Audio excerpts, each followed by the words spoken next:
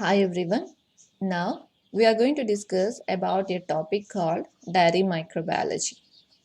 In this video, we are going to discuss about what is a milk and what are the microorganisms present in the milk and what is the significance of microorganisms in milk. In the consecutive video, we are going to discuss about types or classification of microorganisms in milk. Okay, let's start. The milk and milk products occupy a more significant role in the human food profiles. So, then how can we define the dairy microbiology? The role of microorganisms that are associated with milk and milk products in all aspects is going to be defined as dairy microbiology.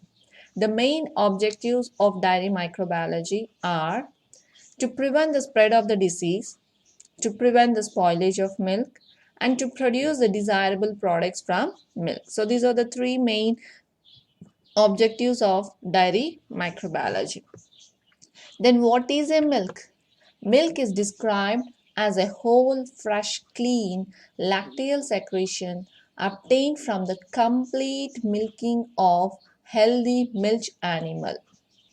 That is, we are going to exclude the milk is obtained within 15 days before or 5 days after the calving, render the milk practically cholesterol free. And the milk containing the minimum prescribed levels of fat and solids, that is non-fat. So this is how we are going to describe a milk. In general, milk is going to be considered as the most nutritious and complete food for neonates and adult human beings both. Throughout the world, there are more than 6 billion consumers of milk products. And coming to the chemical composition of milk, so here is the chemical composition of the milk: water, lactose, butterfat, casein, albumin and globulin. Minerals: pH of the milk should be of 6.7 to 6.9 and the specific gravity is 1.035. And this chemical composition of the milk is going to vary, which may be due to the species of mammal or the breed or the age of the animal, stage of lactation, the feeding and the season of yielding. So depending upon all these factors, the chemical composition may vary. Okay, then moving to the physical and chemical properties of milk. Milk is a white emulsion or colloid of butter fat globules, and presence of fat globules and the smaller casein micelles provide the opacity to the milk. And if you observe, the yellow orange is due to, or yellow color of the milk is due to, a keratin imparts the creamy yellow color to the glass of a milk. And it also contains many other nutrients, like milk contains 30 to 35 grams of protein per liter, of which about 80% is arranged in casein micelles. That means the protein that is present in the milk is mainly the casein. And along with the lactose carbohydrate, it also going to possess some sort of other carbohydrates like glucose, galactose and other oligosaccharides. And the minerals that are going to be present are calcium, phosphate, magnesium, sodium, potassium, citrate and chlorine. And vitamins, so it is a rich source of vitamins like vitamin A, B6, B12, C, D, K, E, thiamine, niacin, biotin, riboflavin, folates and pantothenic acid. So due to all these are going to be included, that means high in protein content, vitamins or more, that means majority, all the types of vitamins are going to be available in milk, then minerals, carbohydrates. So due to all these factors or the nutrients, the milk is going to be considered as a complete food for the neonates and the adult humans or both. Then what are the microorganisms that are present in milk? Generally, milk is a sterile at secretion, that is in the udder, but it is getting contaminated by microorganism even before it leaves the udder. And further infection of the milk microorganisms can take place during milking, handling, storage, and other pre-processing activities. The types of microorganisms found in milk vary considerably, and those are bacteria, yeast, molds, and bacteriophages, which are commonly found. Viruses and protozoa are seldom observed in milk, except as occasional contaminants. Let's see what are the different types of bacteria that are present in the milk. Bacteria. The most common and most numerous of microorganisms found in milk and milk products. And milk supports the growth of a variety of bacteria, including the pathogenic one also. For example, the first one, the acid forming bacteria. Example, Streptococcus lactis, Streptococcus faecalis, and Lactobacilli. And these bacteria are going to ferment the lactose and giving rise to the acid called as lactic acid, which lead to the formation of the curd. Then alkali forming bacteria. These are alkaligen species, that is Achromobacter, and this Achromobacter is going to be aerobic forming bacilli. These render the milk alkaline. That's why these are being called as alkaline forming bacteria. Then the third one is proteolytic bacteria. Here the examples of Bacillus subtilis, Bacillus cereus, Proteus vulgaris, Staphylococca and Micrococci, and these are mainly responsible for proteolytic activity. So we classified all these under the proteolytic bacteria. Then gas forming bacteria. Example of coliform bacteria, Clostridium perfringens, then Clostridium vitricum, and these are going to produce the acid and gas. Then inert bacteria, that is Achromobacter, which do not produce any visible changes. So these are the few bacteria that is going to be present. And the most important bacteria that is present in the milk are lactic acid bacteria, Leuconostoc. So lactic acid bacteria are a group of bacteria which are able to ferment the lactose to lactic acid, and in general they are normally present in the milk and are also used as a starter cultures in the production of some culture dairy products such as yogurt, cheese, all these things. And here the lactic acid bacteria are going to be of two types. One is the lactococci and the one is the lactobacilli. So the lactococci examples are Streptococcus lactis. These are the new names, whereas Delbrueckii subspecies of lactis and Lactis subspecies Cremoris or the old name. So you can remember these names, Streptococcus lactis and Streptococcus cremoris. Okay, then coming to the bacilli form. So here you can see the Lactobacillus casei or Lactobacillus lactis and Lactobacillus bulgaris. So this is a figure of Lactobacillus bulgaris and this is Streptococcus lactis. Then Leuconostoc is another important bacteria. Then one more bacteria that we have discussed is a coliform. Example is the E. coli. And these coliforms are going to be the indicator microorganisms of contamination of the milk, as well as they are the indicators of contamination of water also. In the same manner, we know the majority of the milk contains the water. So the presence of E. coli in the milk indicates the milk contamination with the fecal matter. So the coliforms are going to facultate the anaerobes with an optimum growth at 37 degrees centigrade. And they are closely associated with the presence of pathogens, but not necessarily pathogenic themselves. They also cause rapid spoilage of the milk because they are able to ferment the lactose with the production of acid and gas and are able to degrade the milk protein, that is casein. But these coliforms are going to be killed by the pasteurization method at high temperature uh, short time treatment, that is HTST. So therefore, their presence after the treatment is indicative of contamination. After the treatment also, if you are going to have the presence of these coliforms, that is going to confirm the contamination of the milk. So these are the few bacteria that are present in the milk. And then coming to the molds and the yeast that are present in the milk. Molds, example, Aspergillus, Fusarium, Penicillium, all these things. And the molds start growing on the surface of sour milk. And if the condition permit, these molds may produce some sort of toxins which are called as mycotoxins, which can be a health hazard.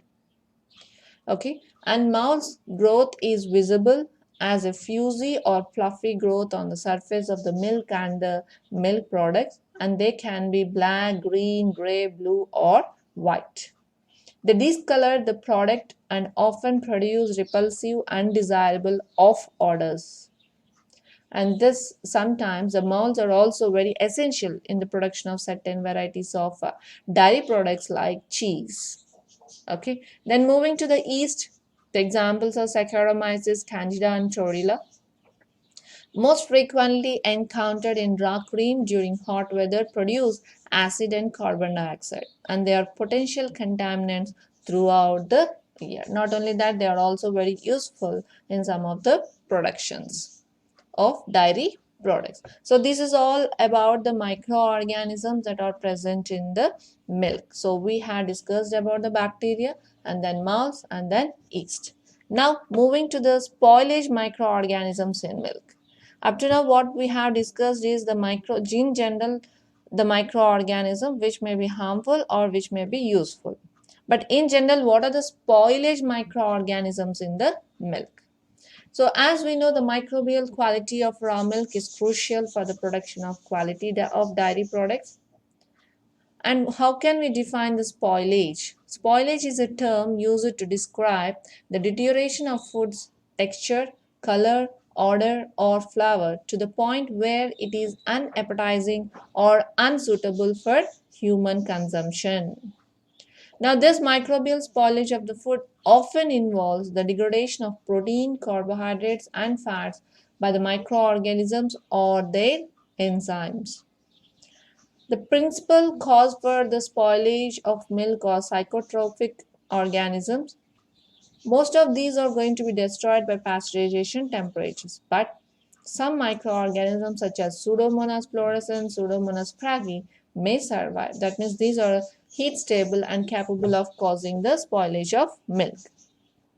The other genus and strains like Bacillus, Clostridium, Corynebacterium, Orthobacter, Lactobacillus, Microbacterium, Micrococcus, and Streptococcus can survive at the pasteurization temperatures and can grow at refrigeration temperatures, which cause spoilage problems. Why? Because they are heat stable and they are also able to produce some sort of enzymes like proteolytic and lipolytic, which is going to degrade the protein as well as the lipids that are present in the milk. So these are the few points that we have to remember regarding the spoilage microorganisms in milk. Then what are the pathogenic microorganisms that may occur in milk? There have been a number of foodborne illnesses resulting from the ingestion of raw milk or dairy products made with milk, which are not properly pasteurized or was poorly handled, causing post-processing contamination. So here are the list of some sort of pathogenic microorganisms which are present in raw milk and other dairy products like Bacillus ceres. So this is a figure of Bacillus ceres. Then Listeria monocytogenes, and this is the picture of Yersinia enterocolitica and small Salmonella species, then E. coli, then Campylobacter jejuni. So along with this, we may also have the Aspergillus, Fusarium, and Penicillium, which can grow in milk and dairy products. And if conditions permit, these molds can produce some sort of mycotoxins, which can be a health hazard. So these are the few points that and the microorganisms which are especially causing the diseases or infections if they are present in the milk. Then coming to the significance of microorganisms in milk. There is a need also to have this microorganism presence in the milk. What is that? We'll see. The information on the microbial content of milk is going to serve as an indicator of sanitary quality of milk and the production conditions. So we can identify the presence of microorganisms as an indicator of sanitary quality of milk and as well as the production condition, how the production conditions are. The second one, we can prevent the milk spoilage. If we know the sanitary quality of the milk, obviously we can take the measures and we can prevent the milk spoilage. To know about that means we are going to know about the microorganisms in milk which degrades the milk components, making the product unpalatable, that is unconsumable. So by knowing the microorganisms in milk, we can prevent the degradation of milk components and making the product unpalatable, which are making the product unpalatable. Then we are going to have to know about milk-borne epidemics, like about the pathogens which are causing the milk-borne diseases, so that we can know about. That's to prevent the milk-borne diseases or illness. Then milk is potentially susceptible to contamination with pathogenic microorganisms, and precautions must be taken to minimize the possibilities to destroy the pathogen and that may gain entrance. So if we know the presence of microorganisms that are present in milk, then we can go which type of the treatment that we are supposed to take, and how can we prevent or minimize the entry of the pathogens into the milk. Then certain microorganisms produce chemical changes that are desirable in the production of dairy products such as cheese, yogurt, etc. And that is the production of dairy products with desired characters imparted through the microorganisms introduction. So these are the few significance of microorganisms in milk. Okay, so this is all about the introduction to the dairy microbiology, where we have discussed about the definition of dairy microbiology, then what is a milk, then what is the chemical composition of the milk, what are the physical and chemical properties of the milk. Then we had moved to the microorganisms of the milk, that is bacteria, molds and the yeast. Then we had also gone with the spoilage of microorganisms in milk, then pathogenic microorganisms of the milk and significance of microorganisms in the milk. In the next part we will discuss about the types or classification of microorganisms in milk. Thank you.